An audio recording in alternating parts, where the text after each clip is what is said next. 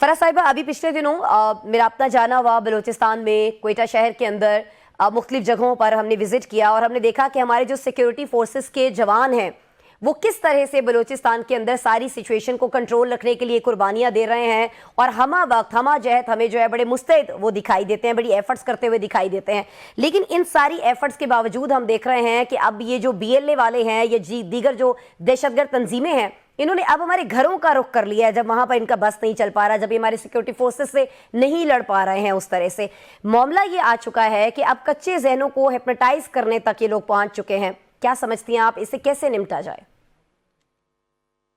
बिस्मिल्लाहिर्रहमानिर्रहीम। जी, सबसे पहले तो मैं खिराज तहसीन पेश करती हूँ अपने तमाम सिक्योरिटी नाफिज करने वाले अदारों को, अपनी सिक्योरिटी एजेंसीज को,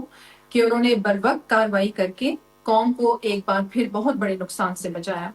और मैं आपको यहाँ ये भी बताऊं कि ये मुट्ठी भर लोग रह गए हैं जो इस किस्म के हमारी जो कमसिन बच्चियां हैं उन्हें टारगेट करते हैं। अगर हम इस्लाम की बात करते हैं तो हमारे इस्लाम में भी इन बातों की इजाजत नहीं है। और अगर हम अपने बलोच होने की हैसियत से, बलोची हैसियत से अगर मैं ये बात करूं, अपनी रिवायात की बात करूं, तो कतई तौर पे इस बात की इजाजत नहीं है। और आप ये देखें कि जिस तरह इस बच्ची से भी आपने सुना कि वो किस तरीके से इसको सोशल मीडिया के जरिए टारगेट किया गया, इसके जज्बात से वो खेले, इसकी काउंसलिंग की, क्योंकि इसके फादर भी बहुत दूर थे, बच्ची के ऊपर फिर उसके घर वालों की नजर भी नहीं थी, और फिर उसके सामने जो हमारे, मैं कहती हूँ कि पाकिस्तान के दुश्मन हैं, उन्हें हीरो बनाकर पेश किया गया और उसकी जहन साजी की गई। और इसी तरीके से आप लोगों को याद होगा कि पहले वो अदीला बलोच वाला भी वाकया हुआ था कि उस बच्ची को भी पहाड़ों पर लेके जाया गया और वहां पर चंद दिनों के लिए वहां पर रखा गया। बाकायदा तौर पे उनका नेटवर्क मौजूद था, लेकिन वो भी बर वक्त कार्रवाई करके हमारी सिक्योरिटी फोर्सेस ने उस बच्ची को भी तहवील में लिया। अच्छा, रियासत ने हमेशा माँ होने का सबूत दिया है और खुले बाजुओं से इन लोगों को कबूल भी किया है। और हमेशा अभी भी बल्कि वजीर आला हर प्लेटफॉर्म पे इस बात का ऐलान करते हैं कि अब भी लोग वापस आ जाएं और पाकिस्तान के कॉन्स्टिट्यूशन में रहते हुए और रेड लाइन को क्रॉस ना करें।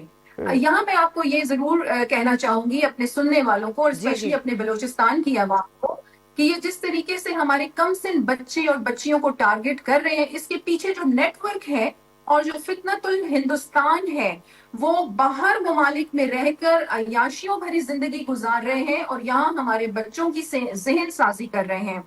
तो इस हवाले से मैं आपको बताऊं कि बलूचिस्तान में बहुत से ऐसे प्रोजेक्ट्स हैं जो शुरू किए गए हैं। जब भी बलूचिस्तान में कोई नए प्रोजेक्ट शुरू किए जाते हैं, ये फितनतुल हिंदुस्तान जो है, ऐसे अनासिर सर उठाने लग जाते हैं। और आपके इस प्रोग्राम के तवज्जुद से मैं आपको जरूर ये बताऊंगी कि Balochistan socio economic development project, Balochistan special initiative,